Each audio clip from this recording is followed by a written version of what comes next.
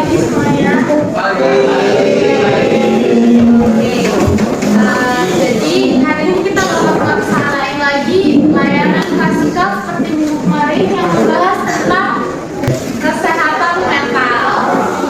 Jadi sebelum mulai pelajaran pada hari ini, Ibu minta satu orang memimpin doa terlebih dahulu. Kayak bilang boleh. Baiklah teman-teman, sebelum mulai pelajaran, kita berdoa teman-teman dengan masing-masing. Berdoa mulai.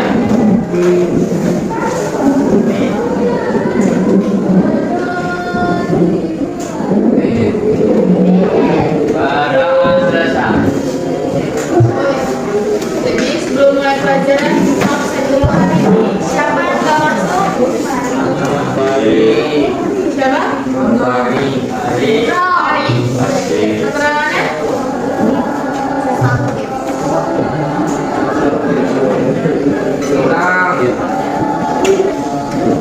Cuma satu orang?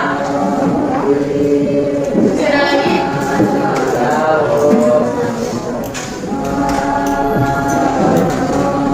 Oke, jadi kita bakal belajar lagi tentang kesehatan mental. Lanjutan dari 2 minggu belakang, yang dimana hari ini kita bakal belajar tentang bagaimana sikap kita untuk menjaga kesehatan mental yang baik. Jadi sebelum belajar, kita mau ice breaking dulu biar kalian fokus. Kalian mau ice breaking nggak? Oke, jadi ice breaking ibu hari ini itu melatih kefokusan. Kalau misalnya ibu bilang botak, kalian pegang kepala. Kalau batuk pegang mulut. Kalau batik pegang baju. Oke? Jadi harus cepat. Hasilnya lupa. Botak, batuk, batik. Botak, batuk, batik. Hasilnya mana? Kalau udah kelar semua kita bisa mulai. Oke. Semuanya fokus ya. Yang tak fokus boleh maju ke depan dan unjuk kebolehannya seperti minggu-minggu belakang. Batuk. Yang cepat ya. Batik. Botak. Batik. Botak. Batuk. Batik. Botak. Batik. Botak. Batuk. Batik. Botak.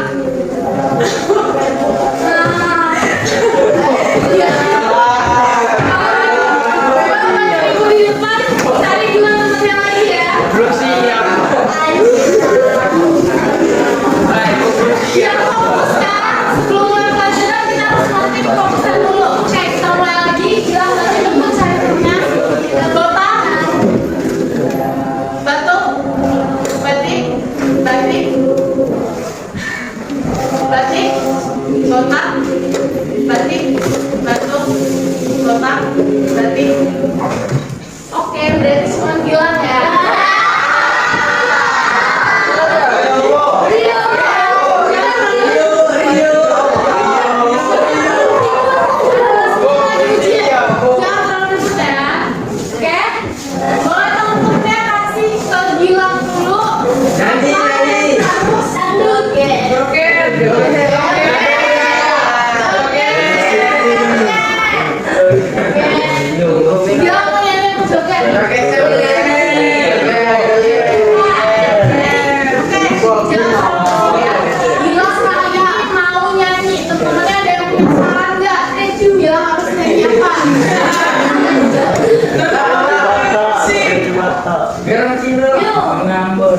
Aku kalau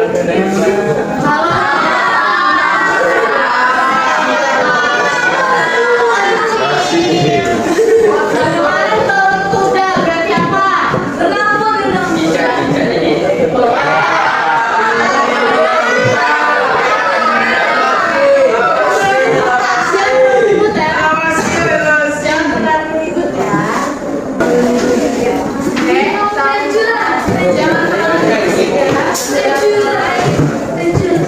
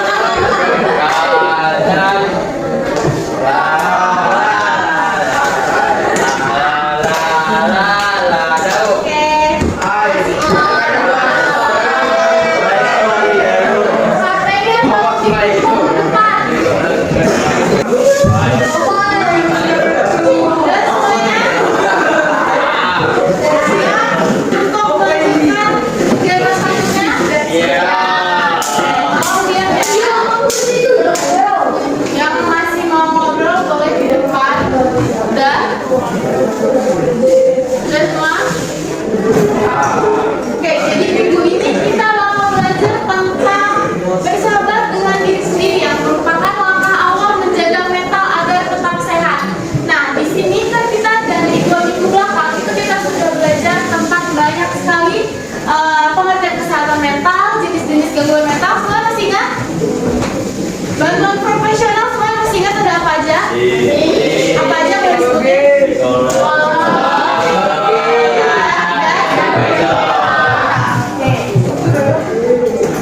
Nah, jadi di sini kita belajar tentang pentingnya mempunyai sikap positif terhadap kesehatan mental.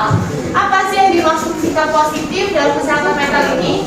Jadi yang pertama, sikap positif itu merupakan sikap kita. Yang pertama, tidak malu untuk membicarakan perasaan kita. Contohnya, misalnya kalian gak suka nih sama teman kalian. Kalau misalnya lagi bercanda, mungkin bercandanya keterlaluan. Mungkin teman kalian bilang kalau kalian itu cuma bercanda, tapi itu gak bisa diterima di hati kalian. Nah itu gak apa-apa banget kalau kalian mau ngomong kalau sebenarnya kalian itu gak suka atau kurang nyaman dengan perkataan teman kalian. Jadi tidak malu untuk membicarakan perasaan, jangan dikit-dikit gak enak. Karena kalau misalnya kita gak peduli sama kesehatan mental kita, kadang-kadang kita juga. Contohnya kayak membuli, di sini ada nggak yang suka membuli teman kelasnya? Gak boleh lagi ya. Yang kedua, ada menghargai orang yang sedang kesulitan. Kalau kita punya teman yang lagi di masa sulitnya atau kita rasa sikapnya berbeda dari sebelum-sebelumnya, itu bisa kita tanyain tentang perasaannya, apa yang dia rasakan, kenapa tiba-tiba dia berubah sikapnya nih. Mungkin dia bakal bercerita kalau dia sedang kesulitan. Nah, di sini maksud dari menghargai orang lain yang sedang kesulitan itu misalnya teman kita cerita tentang kesulitannya, kita nggak boleh ngejudge atau langsung menghakimi atas masalah yang ia alami. Oke? Yang ketiga, tidak mengejek atau menertawakan orang yang terlihat berbeda. Nah, terlihat berbeda di sini bukan berarti dia kayak apa ya? Kayak misalnya fisiknya, dalam hal fisik. Banyak kan yang ngebully tentang fisik. Itu kan biasanya mungkin di rata-rata sekelas ini badannya tidak terlalu besar. Nah, jika punya teman yang seperti itu tapi ditertawakan atau diejek, nah itu nggak boleh ya, karena itu kita bisa menjadi salah satu penyebab mental orang itu jadi down. Jadi nggak boleh kita ejek, nggak boleh kita tertawakan. Kita harus bisa menghargai perasaan orang lain. Nah, kenapa kita penting banget buat punya sikap positif terhadap kesehatan mental? Boleh bantu ibu buat baca poin 3 poin ini. Yang pertama ada apa?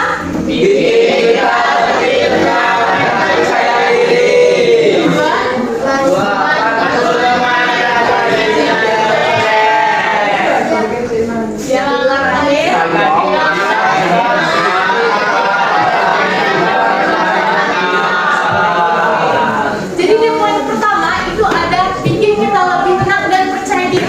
Jadi kalau kita punya sikap positif sama kesehatan mental diri kita sendiri, hidup kita bakal lebih tenang dan percaya diri. Contohnya, seperti yang sudah kita bahas minggu kemarin, kalau misalnya kita nggak punya kesehatan mental yang baik atau kita nggak bisa memanage emosi kita, itu udah pasti hidup kita nggak tenang. Misalnya kita mau sekolah, kita jadi bad mood, atau kita jadi emosi yang sama lingkungan sekitar kita.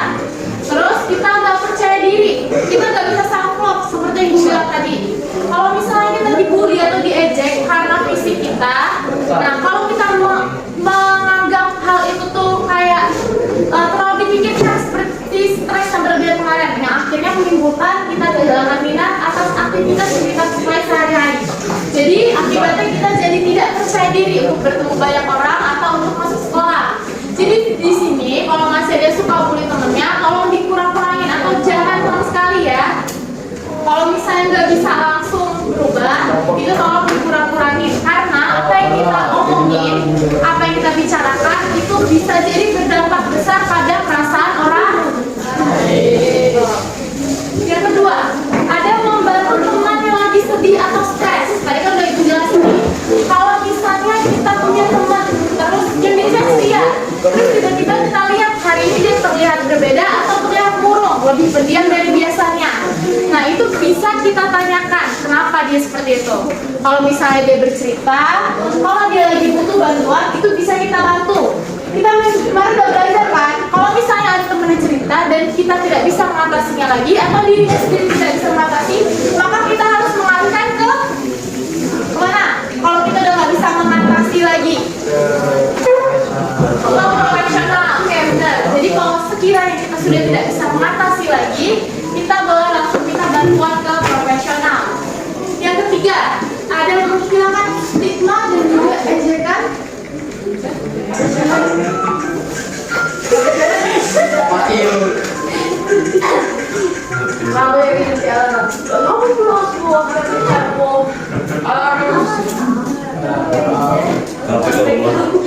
Ya, boleh kita lanjut. Oke, jadi yang terakhir ada dapat menghilangkan stigma atau ejekan ke orang yang punya masalah mental. Nah, stigma di sini maksudnya stigma negatif atau cap negatif, atau juga bisa disebut sebagai pandangan buruk kepada orang yang punya kesehatan mental. Kemarin aku sudah bilang kan, orang yang punya gangguan kesehatan mental itu tidak samanya orang gila. Benar.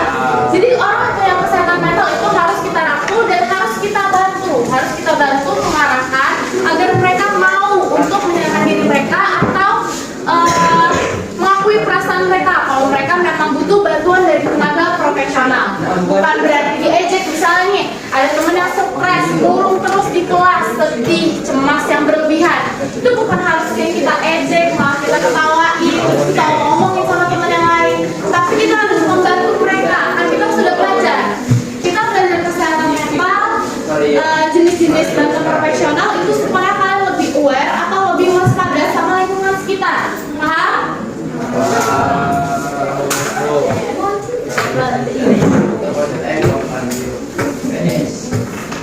Oke, di sini ada cara mengenali tanda-tanda gangguan mental. Di sini Ibu memisahkan menjadi 2 poin. Yang pertama pada diri sendiri dan yang kedua pada teman. Di sini kita bakal bahas juga pertama cara mengenali tanda gangguan mental pada diri sendiri. Yang pertama, merasa sedih terus-menerus. Kemarin masih pada ingat nggak? Merasa sedih terus-menerus itu ciri-ciri dari jenis gangguan mental yang mana? Masih pada ingat nggak? Kemarin kita udah bahas nih, ada stres, depresi, bipolar, depresi. Oke, benar. Jadi merasa sedih terus-menerus tanpa alasan ini termasuk dalam ciri-ciri gangguan mental jenis depresi.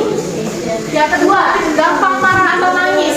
Nah, di sini itu biasanya mereka nggak punya mood yang bagus, selalu marah atau tiba-tiba nangis. Nah, ini berarti tandanya misalnya kalian punya teman atau mungkin di diri kalian atau keluarga kalian, kalau udah menunjukkan gejala-gejala tersebut, itu ada baiknya langsung kalian arahkan atau kalian sarankan untuk mencari bantuan profesional. Yang ketiga, susah tidur atau malas makan. Masih ingat kan kemarin kita sudah bahas yang ini? Ada kan jenis gangguan mental yang gangguan makan dan juga gak bisa tidur terus-menerus. Menurut kalian, kalau misalnya seseorang yang datang ke psikolog, dia udah susah tidur nih berhari-hari, berarti dia harus dialihkan kemana? Psikolog, kemana? Psikiater. Apa yang dialihkan ke psikiater? Benar, dikasih obat.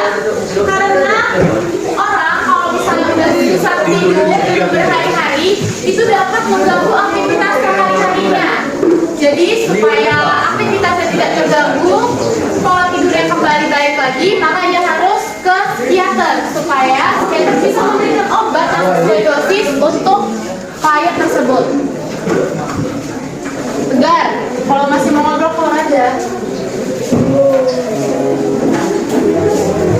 Yang terakhir, ciri-ciri yang terakhir ini merasa sendirian atau tidak berharga. Nah, di sini ada nggak yang pernah merasa kayak gitu? Selalu merasa sendirian, dijauhi oleh lingkungan sekitar, dan selalu merasa tidak berharga untuk hidup. Ada yang pernah merasa kayak gitu? Ada. Nah, kalau kalian tidak merasa kayak gitu, tandanya kalian udah punya masalah gangguan mental. Kalau kalian selalu merasa sendirian dan merasa tidak berharga, padahal itu gak sesuai sama kenyataan, atau biasanya orang sebut kayak overthinking.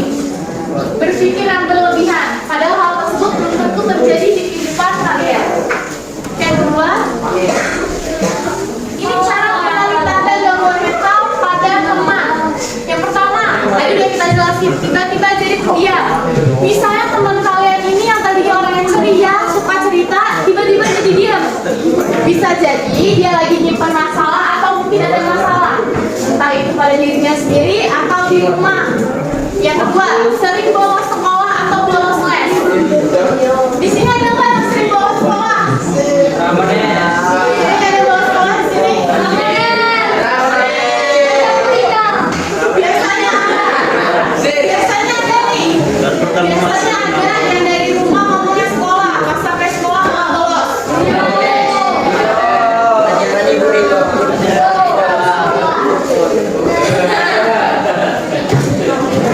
Itu biasanya, nah orang yang suka bolos sekolah nih, bisa jadi kena mentalnya.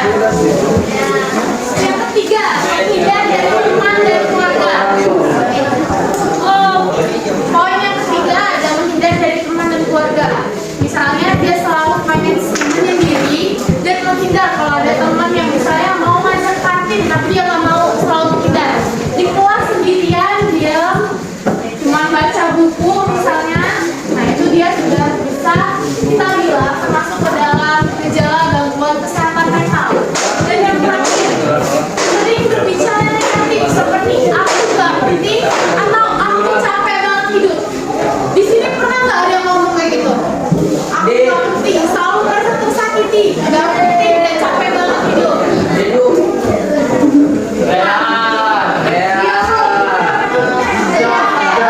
Jadi kalau misalnya ada yang merasa kayak gitu atau mungkin teman-teman ada yang kayak gitu, itu boleh langsung konsultasi ke tenaga profesional terdekat dulu, yaitu siapa?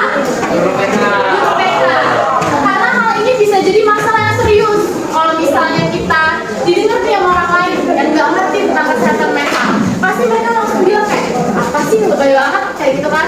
Nah, ada baiknya kita langsung menyelamatkan diri kita sendiri dengan berkonsultasi langsung kepada tenaga profesional. Ini ada langkah-langkah dalam mencari bantuan ke tenaga profesional. Yang pertama ada mengenali dan akui perasaan. Nah, jadi kalian untuk tenaga profesional itu kalian harus bisa mengakui perasaan kalian. Biasanya di sini ada denial. Biasanya beberapa dari kalian mungkin di masalah saya labil kayak gini ada denial. Misalnya merasa sedih atau merasa marah sama seseorang, tapi kalian selalu merasa hal itu baik-baik aja. Sering merasa kayak gitu? Pokoknya kalau misalnya kita udah merasa sedih yang nggak bisa lagi kita atasi diri kita sendiri, itu kita harus segera mencari bantuan profesional. Gak boleh denial. Kalau dibiarin terus, itu bisa jadi menjadi gejala gangguan kesehatan mental yang berat seperti depresi klinis misalnya. Yang kedua, menceritakan apa yang kita permasalahan ke orang yang kita percaya. Pasti di sini pada punya kan orang-orang yang paling percaya, teman, keluarga, ya.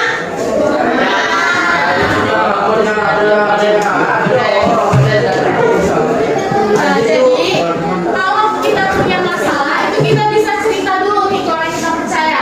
Siapa tahu orang yang kita percaya itu punya solusi atau dapat menenangkan kita. Karena dengan kita bercerita biasanya kita merasa lebih lega, iya nggak? Ya. Kalau kita bercerita biasanya kita merasa lebih lega. Kalau kita diam dan kita sendiri itu jadi stres, rusak di dadanya biasanya, ya kan? Yang ketiga, nah ini mencari bantuan profesional. 3 tenaga profesional tadi. Tadi kan semuanya? Jadi kalau merasa hal itu sudah mengganggu aktivitas sehari-hari, ada baiknya kalian langsung mencari bantuan yang profesional. Dan yang terakhir, melakukan hal-hal yang membuat kita senang. Nah di sini ada nggak yang stres? Terus malah lebih memilih melakukan hal yang disenangi daripada harus diem aja di rumah. Ada? Apa biasanya kalau sedih malah diem aja di rumah? Kalian biasanya kalau sedih ngapain? Makan. Iya. Lebih baik kali ini sedikit itu kita alihkan ke hal yang positif, hal-hal yang membuat kita senang daripada harus kita sedang sendiri atau malah kalau kita diam sendirian itu pasti bakal pikiran terus ya.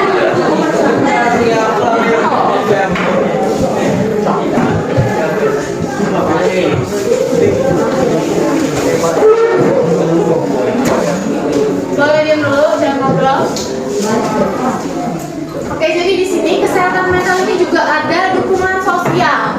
Yang dimana dukungan sosial ini contohnya seperti teman, keluarga, atau juga guru yang peduli yang siap membantu kita untuk mengenali perasaan kita, untuk membantu kita mengentaskan masalah kita, dan juga memberikan solusi di saat kita bingung apa yang harus kita lakukan. Nah, jadi di sini ada yang namanya dukungan sosial. Dukungan sosial ini merupakan dukungan dari orang-orang di lingkungan sosial kita, orang-orang kita. Seperti yang disebutkan tadi. Di sini dukungan sosial bisa dari keluarga, sahabat, guru, atau komunitas sekolah. Nah, komunitas sekolah di sini misalnya kayak di ekstrakurikuler. Misalnya kamu ikut ekstrakurikuler futsal. Di dalam komunitas futsal itu kamu mendapatkan dukungan yang lebih. Misalnya kamu gak didukung di lingkungan keluarga, sahabat, atau guru kamu tidak mendukung kamu. Tapi di satu komunitas ini kamu didukung. Nah, menurut kalian dukungan ini penting gak buat kalian semangat lagi menjalani hidup? Biasanya kalau yang gak punya dukungan itu, ini yang bikin males nih. Biasanya kan orang-orang gak punya dukungan, kayak gak ada motivasi untuk belajar. Jadi yang males belajar kan? Oke, ini ada manfaat dari dukungan sosial. Seperti yang Ibu bilang tadi, dukungan sosial ini membuat kita tidak merasa sendirian. Kan tadi ciri-ciri gangguan mental itu ada kita tuh selalu menyendiri dan juga merasa tidak penting kan. Nah, dukungan sosial di sini penting supaya kita itu tidak terus merasa sendirian, karena kita terus disupport, dibantu sama lingkungan sosial kita. Jadi dukungan sosial di sini itu bisa meningkatkan semangat dan juga harapan kita dalam menghadapi berbagai masalah yang datang ataupun yang akan datang. Oke, jadi di sini ada yang mau ditanyain? Udah paham semua?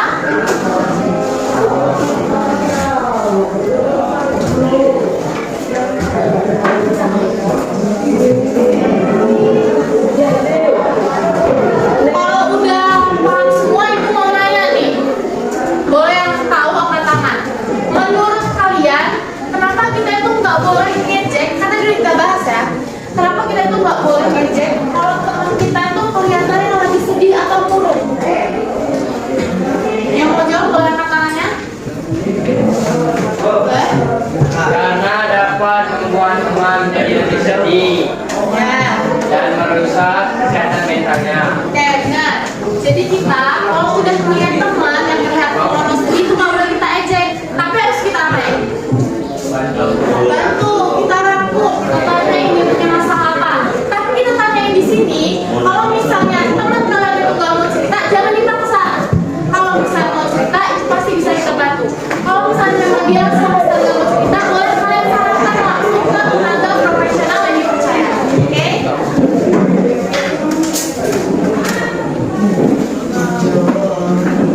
Terus Ibu mau nanya lagi, satu lagi nih. Ibu mau nanya apa sih manfaat kalau kita itu punya teman yang mau dengerin semua cerita kita, mau sedih ataupun senang? Apa nih manfaatnya? Misalnya membuat kita merasa lebih apa atau apa gitu. Yang mau jawab boleh kenalan? Ya boleh. Merasa menjadi lebih tenang. Oke, ada lagi? Merasa lebih dihargai, ada lagi? Jadi lebih semangat. Oke, jadi di sini penting banget kita kayak rasa bersyukur ya kalau punya teman yang mau mendengarkan semua cerita kita, mau sedih ataupun senang. Karena kita bakal lebih merasa dihargai, merasa lebih semangat. Seperti yang kita sebutkan tadi, dukungan sosial itu sangat penting bagi kesehatan mental seseorang. Oke, paham semua? Jadi di sini Ibu mau ngasih tugas, kalau pilih tugas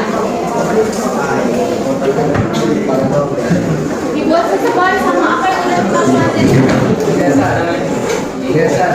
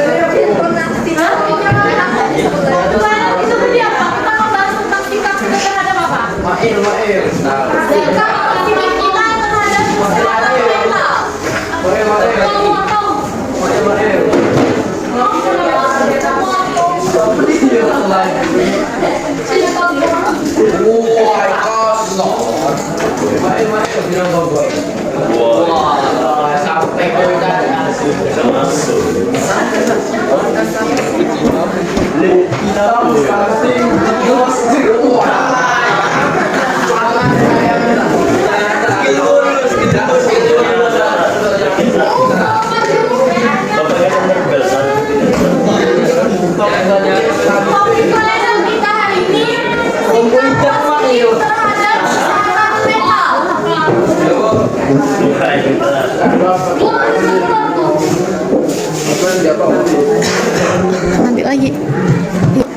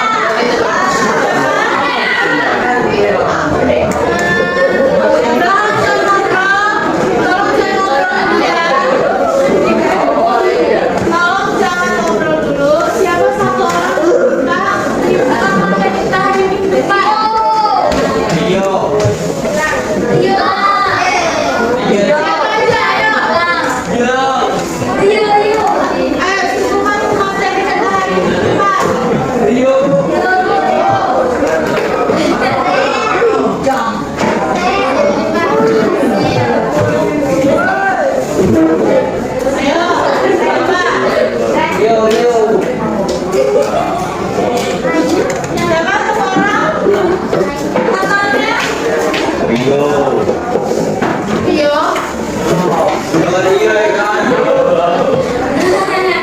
Siapa? Siapa yang membuka materi kita? Kalau kalian tahu lah, ibu nggak kuat.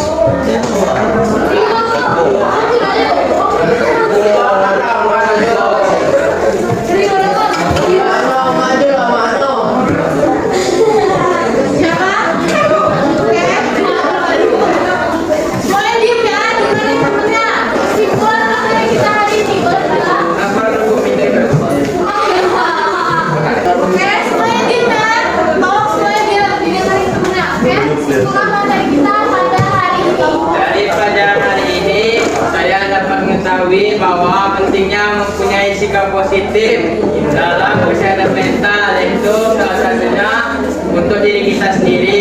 Kita menjadi lebih tenang, lebih merasa percaya diri untuk cerita ke teman yang lebih dipercayai, dan juga kita dapat membantu teman-teman kita yang merasa lebih sedih atau mempunyai gangguan kesehatan mental. Dan jika teman kita ada yang kesehatan mentalnya memang sudah parah, dapat kita bantu untuk mencari tenaga profesional seperti psikiater, psikolog, dan guru BK. Kemudian dukungan sosial adalah di mana lingkungan kita yang mendukung kesehatan mental kita, seperti orang tua, guru, dan sahabat kita. Oke, sudah. Terima